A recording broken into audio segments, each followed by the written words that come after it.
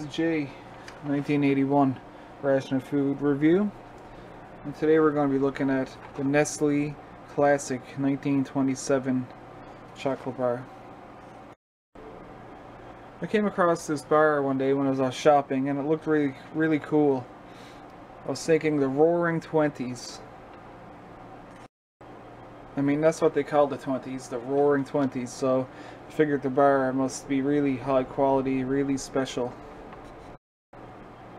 As you can see in the intro, I had some really key, important things that happened in 1927. Alfred Hitchcock debuted. Babe Ruth hits his 60th home run. And also, The Jazz Singer was the first movie with sound. You can see that picture up there. January the 7th, the first transatlantic call was made from New York to London. That's another one of those pictures. Al Capone was making millions selling booze and leading his mob. That was Al Capone's era. Also,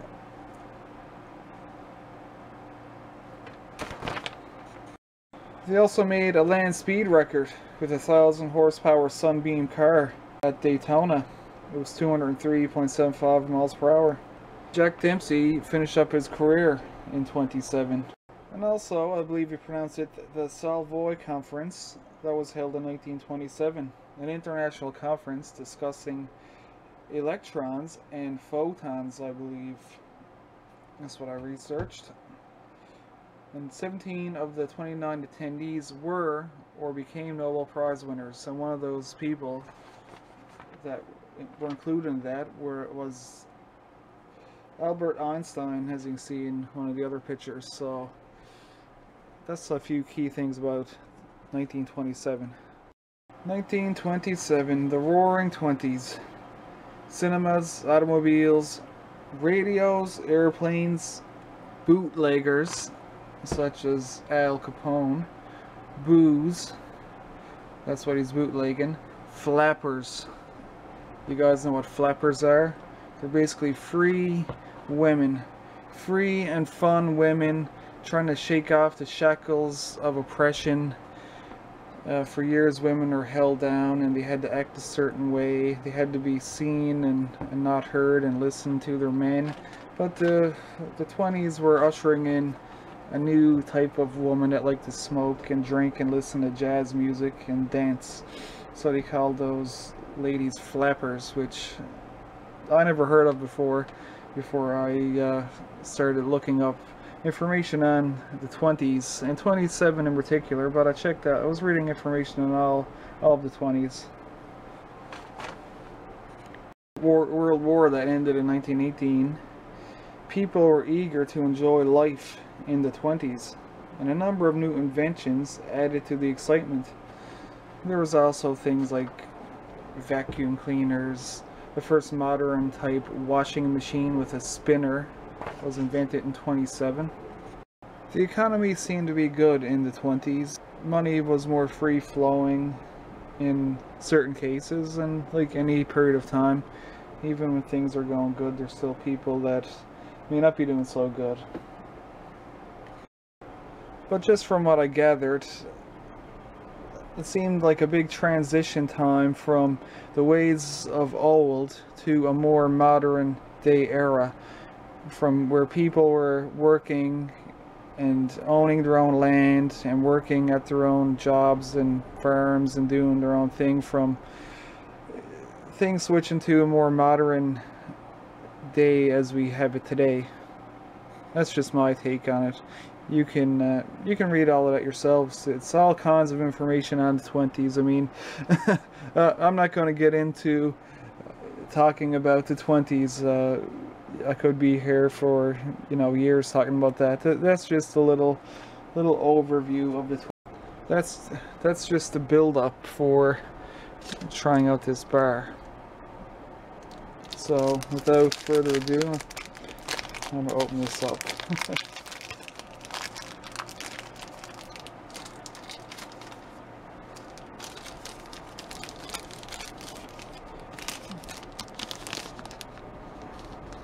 You see this camera? It doesn't focus automatically. It doesn't even focus with the button. I'm just smelling this bar. I took the full thing out. Let's see. I'll just back this up here. Yeah, we might have a better chance because I'm zoomed right in. Let's see if I can use this focus. So it's focusing pretty good. Okay, I'm just going to try to keep this brief and shoot right through, you know, not have a big lengthy video. Have one with not so many edits, you know. A lot of these ration guys, I hear them, they say it's a lot of editing. It makes, you know, it's a small difference that the viewer might find. That small difference is a lot of work to do all of these little edits. It could be hundreds, 300, 400, 500 edits, cutting little pieces out. But you can just shoot straight through and try to avoid that. So this is the bar. Anyway, it's pretty basic, chocolate covered bar. I'm just smelling it now. I remember as a kid having a bar like this. It smells alright, but it reminds me of something I got for Halloween one year. Sort of like it smells good, but it almost reminds me of like a low I don't want to say low quality, because it doesn't seem low quality, but it's just a light chocolate smell. So very light and mild. And I also got some milk here, because there's only one thing that goes with chocolate really good, and that's milk in my world. But I read online about this bar.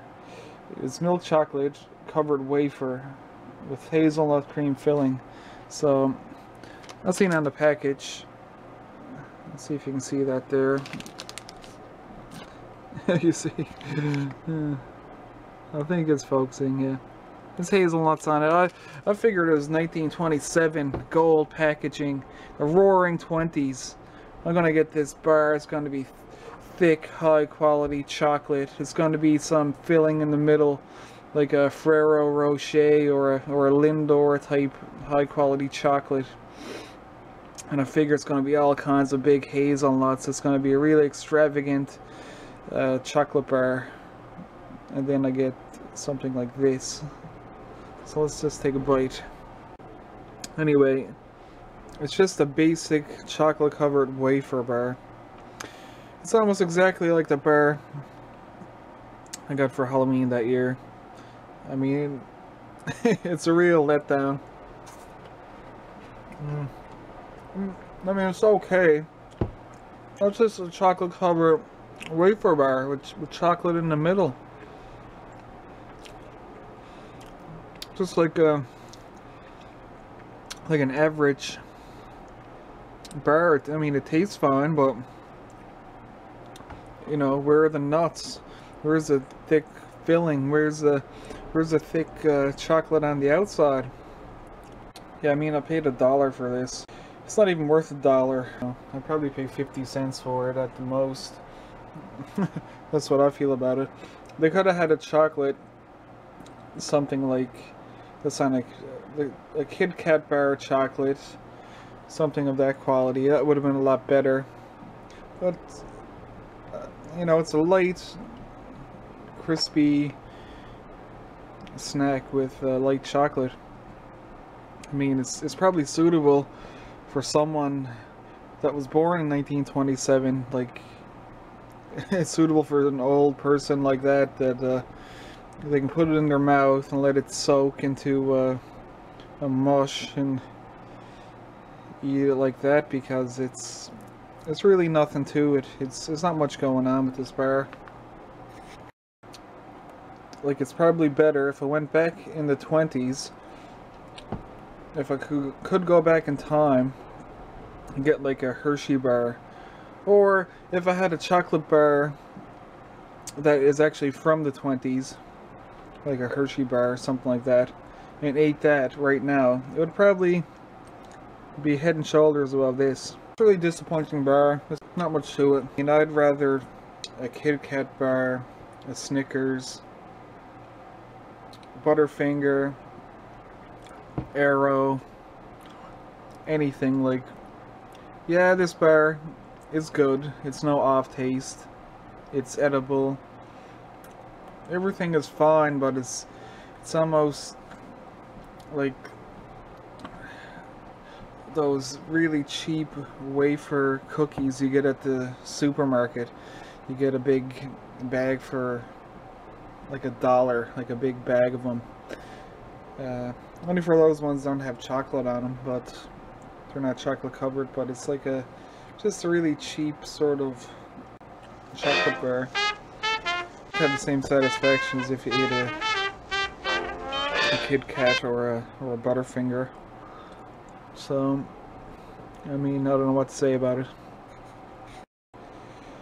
I mean, it doesn't live up to the roaring 20s attitude and name. It's more like maybe something from the dirty 30s, like a depression bar. If I was to make this bar and call it 1927, I would have a Ferrero Rocher center, or I'd have I'd use like a chocolate from like a Kit Kat. Like, yeah, I mean, that Yorkie I had just puts this bar to shame. That Yorkie was delicious. I just love the Yorkie. Yeah, once again, I don't know what to say about it. Light wafer bar, light amount of chocolate. The middle was supposed to have a hazelnut cream filling, which was unidentifiable. There's not much classic about it, in my opinion. But you know, anyway, I hope you liked the video, and maybe I saved you $1, you know. Or if you got a $1 and you got nothing else better to do with that $1, you can go get yourself a 1927 and let me know how you like it. Let me know what you think of it. Let me know if you're as disappointed as I am about it. Don't get me wrong, I'm not too broke up, but if I had to pick it apart, yeah, you know, it's not great.